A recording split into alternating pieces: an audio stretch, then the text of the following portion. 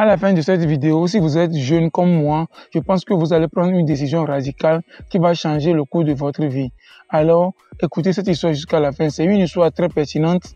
Écoutez-la avec moi. Alors, on se voit après le générique.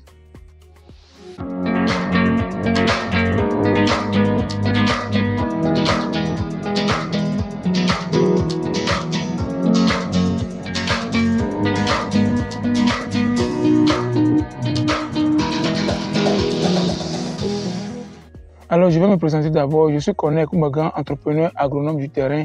Et sur cette chaîne, je parle d'agriculture, d'élevage et d'agrobusiness parce que j'ai l'ultime conviction que ces secteurs d'activité feront beaucoup de millionnaires d'ici 2050. Alors, je partage souvent des vidéos et des opportunités qui rôdent autour de ces secteurs d'activité et également des vidéos sur comment ça marche. Et donc, si vous voulez faire partie de cette aventure avec nous, il suffit de vous abonner premièrement, d'activer la cloche de notification pour être informé à la sortie de chaque vidéo et sur cette chaîne et également partager la vidéo massivement pour toucher plusieurs personnes à faire agrandir cette communauté. Bon, tout à l'heure, j'étais en train de travailler sur quelques dossiers et je suis dans ma ferme et sur quelques dossiers et je suis tombé sur une des notes que j'ai écrites quand j'étais étudiant en 2015 et 2016-2017. Donc, ça m'a vraiment parcouru l'esprit et je vais partager une partie de cette histoire avec vous et je pense qu'elle vous sera vraiment utile. Alors, restez jusqu'à la fin. L'histoire que je vais vous rencontrer tout à l'heure concerne mes amis et moi. Alors, l'histoire commence en 2015, quand j'étais en deuxième année à l'université de Lomé, à l'école supérieure d'agronomie. Et vous savez, quand vous venez en même temps à l'université ou bien au campus, la première des choses à faire, c'est de former un cercle d'amis et avec qui vous allez se promener, vous allez travailler en groupe, vous allez faire, anglo, vous allez faire tout. Donc, quand on s'est vu déjà, on s'est formé un cercle d'amis.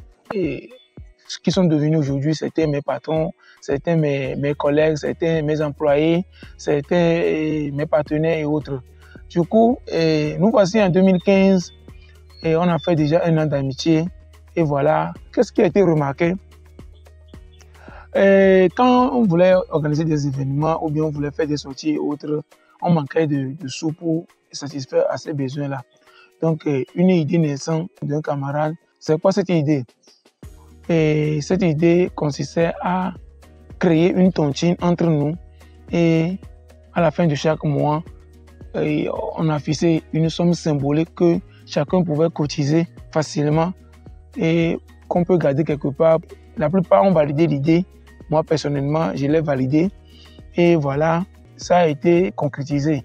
Donc, durant les 2-3 mois, voilà, et on était à environ 15 personnes à cotiser une somme symbolique. À l'époque, c'était en 2015, 500 francs CFA par mois. Écoutez bien l'histoire, vous allez voir là où je vais en venir. Alors, qu'est-ce qui s'est passé? Après 2 mois, 3 mois de cotisation, et il s'est posé un problème. C'est quoi le problème? Puisque c'est moi qui gardais l'argent. Donc, il se posait un problème de confiance. Il y a certains amis qui proposaient qu'on garde l'argent à la banque. Il y a d'autres qui proposaient qu'on garde l'argent dans le trou. Il y a d'autres qui proposaient qu'on garde l'argent chez sa maman et autres. Parce qu'il y avait cette histoire de méconfiance entre nous. Moi-même, personnellement, j'étais d'accord avec cette idée parce que c'est moi qui gardais l'argent. Donc, tu peux m'arriver et je peux avoir un problème et je peux piocher dans cet argent-là pour dépenser ou bien je peux prendre l'argent là pour faire de n'importe quoi ou bien quelque chose peut m'arriver. C'est la réalité estudiantine. Du coup, nous ne pouvons pas refuser cette réalité. Et voilà, suite à ce problème, il était vraiment difficile qu'on trouve une solution adéquate parce que les propositions qui venaient de part et d'autre n'étaient pas votées par la plupart d'entre nous. Donc, avant même que ça crée une mésentente entre nous, on a essayé d'aborder certains de nos professeurs pour leur demander des conseils, comment garder l'argent, puisque c'était vraiment de la pagaille, parce qu'il y avait certains amis qui disaient que c'est ce qu'eux ils disent qu'on doit faire, tout ça, mais ça a fait qu'on a fini par partager l'argent et on est revenu comme avant. Maintenant, ce qui m'a plus marqué dans cette histoire, c'est que quand on est revenu comme avant, on continue quand même d'organiser des événements, des petits festins et des sorties et autres, mais on cotisait l'argent et c'était avec des difficultés à cotiser cet argent-là. Mais comme on était toujours ensemble, on organisait toujours ces genres de fêtes, ces genres de sorties et autres. Et figurez-vous les amis qu'on a passé 5 ans sans songer à cotiser encore ensemble. Et après 5 ans maintenant, La plupart ont déjà eu leur licence et j'en fais partie également. Qu'est-ce qui s'est passé? Un événement tragique nous a frappé et je ne vais pas tout rentrer dans les détails. Et voilà, on manquait vraiment de sous à répondre aux besoins que cet événement nous a imposés. Et c'est dans ça que certains amis n'ont pas pu cotiser. Il y a d'autres qui ont cotisé. Puisqu'on avait fixé une somme pour pouvoir accomplir à ces besoins, on avait fixé une somme. Mais certains amis n'ont pas pu même cotiser un franc. Il y a certains qui ont cotisé la moitié, d'autres ont cotisé le quart. Il y a certains qui n'ont pas cotisé, il y a d'autres qui ont cotisé la totalité. Vous voyez? Et voilà, après ça, qu'est-ce que j'ai dit? Je me suis dit, il y a de cela quelques années, on a essayé de remédier à cela. Mais bon, il n'est pas encore tard. J'ai encore fait venir cette idée-là, cette idée de tontine, puisqu'on a créé un groupe ensemble, malgré qu'on n'est plus ensemble souvent, mais on s'écrit ensemble, on se promène toujours, on se voit des fois ensemble, pardon. Du coup, j'ai encore instauré l'idée de cotiser, puisque après l'événement, tout le monde a eu la sueur au front. Du coup, j'ai encore instauré cette idée-là de recotiser, de recommencer la tontine, et l'idée à laquelle la plupart ont adhéré, mais d'autres n'ont pas pu adhérer, et ça a été encore un deuxième échec. Suite à ça, il y a d'autres qui ont proposé des idées de business, des idées d'entrepreneuriat, puisque nous sommes dans le domaine agricole. Donc, dans notre domaine, il y a plein d'opportunités que nous pouvons saisir avec des sommes très symboliques. Certains ont encore refusé. Quelque chose qui m'a tellement étonné, puisque moi, j'adhérais à toutes ces idées-là qui ont été émises. Mais certains étaient vraiment catégoriques sur leurs décisions. On a essayé de céder le groupe, mais ceux-là qui faisaient partie des cotisants n'étaient pas aussi nombreux. Du coup, on a dû laisser. Et ça a fait encore notre troisième échec. Et suite à ça, il y a des opportunités qui pleuvaient partout, mais qu'on ne pouvait pas saisir. Les gars, sans vous mentir, vous n'avez pas idée du nombre d'opportunités que nous avons manqué parce que nous n'avons pas un petit sou, nous n'avons pas petite somme quelque part pour pouvoir saisir ces opportunités-là. Et c'est comme ça qu'on a manqué des opportunités jusqu'aujourd'hui, les gars. Alors, chers fidèles abonnés, pourquoi je vous raconte cette histoire? Et pas c'était des conseils que j'ai reçus de mes collaborateurs et autres, et pas mes analyses personnelles. Mais je pense qu'en Afrique, ce qui peut nous sauver, nous qui n'avons pas assez de moyens pour peut-être entreprendre ou bien pour mener un projet, ce qui peut nous sauver en Afrique, c'est de s'associer, les gars.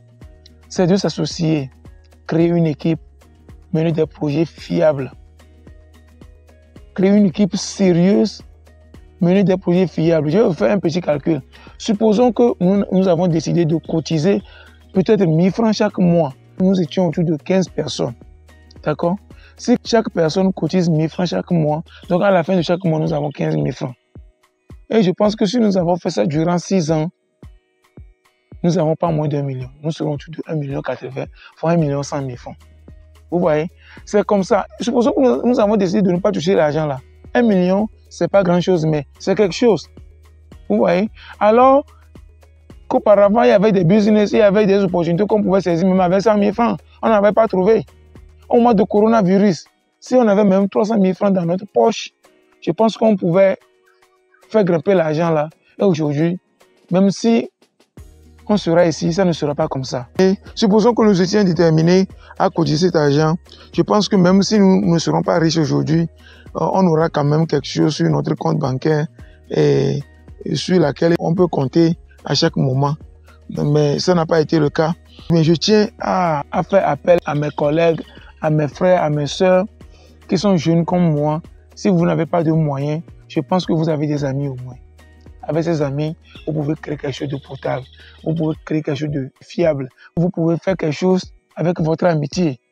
Pas forcément aller fêter, pas forcément aller draguer les filles, pas forcément aller, je sais pas trop, aller se promener, non. Vous pouvez faire quelque chose de potable avec votre amitié. Alors c'est le moment. Parce que c'est cette génération qui peut sauver l'Afrique. Regardez la jeunesse aujourd'hui. Peu sont conscients de la situation, peu sont en train de travailler, peu sont ceux-là qui sont en train de faire des efforts pour sauver l'Afrique, pour sauver leur famille. Peu sont ceux-là qui pensent à leurs futurs enfants. Donc nous qui sommes conscients de cette situation, il faut que nous réfléchissions, il faut que nous créions quelque chose qui peut sauver notre future génération. C'est vraiment important. Oui, c'est vrai, ce n'est pas forcément le seul moyen de réussir en Afrique, mais je pense que c'est un des moyens par lequel nous devons passer pour réussir en Afrique. Alors, chers fidèles abonnés, c'est ce petit message que je tiens à partager avec vous. Et j'ai beaucoup appris dedans parce qu'aujourd'hui, si c'est que nous étions déterminés à cotiser ou bien nous étions déterminés à créer de la valeur, nous ne serons pas quand même à ce stade-là. On allait déjà dépasser ce stade-là. Parce qu'il y avait certains amis qui ont pu le faire et aujourd'hui, sans vous mentir, on n'est pas à leur niveau. Il faut dire la vérité. On n'est pas à leur niveau. Donc, je tiens seulement à ouvrir les yeux à ces jeunes-là qui m'écoutent, à ces jeunes-là qui veulent prendre leur destin en main, à ces jeunes-là qui pensent à leur avenir, à ces jeunes-là qui pensent à entretenir un jour leurs petits-enfants, leur famille et autres. Je tiens seulement à vous réveiller l'esprit de commencer à faire quelque chose, de penser en équipe. Si vous n'avez pas de moyens, il faut penser en équipe. Et quelque chose qui peut vous garantir un meilleur avenir ou bien un meilleur futur. Alors, chers fidèles abonnés, nous voici à la fin de la vidéo. Si vous avez aimé, je l'ai dit tantôt, n'oubliez pas à liker, n'oubliez pas à partager la vidéo, n'oubliez pas à vous abonner sur l'Agronome du terrain parce que cette chaîne, c'est pour nous, c'est pour nos enfants et c'est pour nos futurs enfants. Alors, je vous aime beaucoup, chers fidèles abonnés. On se voit à la prochaine vidéo. Rendez-vous au sommet. Ciao.